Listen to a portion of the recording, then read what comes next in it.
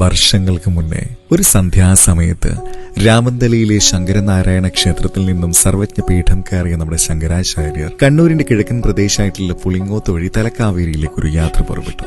ഈ യാത്രയിൽ വെച്ചാണ് അലങ്കാരൻ എന്ന പുലയ യുവാവിനെ കാണുന്നത്. ആരാണ് പുലയ യുവാവെന്നറിയോ? അതാണ് നമ്മുടെ പൊട്ടൻ തെയ്യം.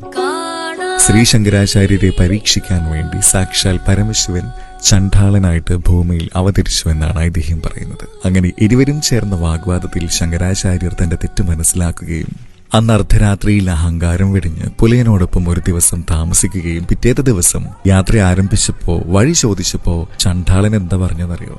ആറും കടന്ന് അക്കരെ ചെല്ലു, ആനന്ദമുള്ളവനെ കാണാം.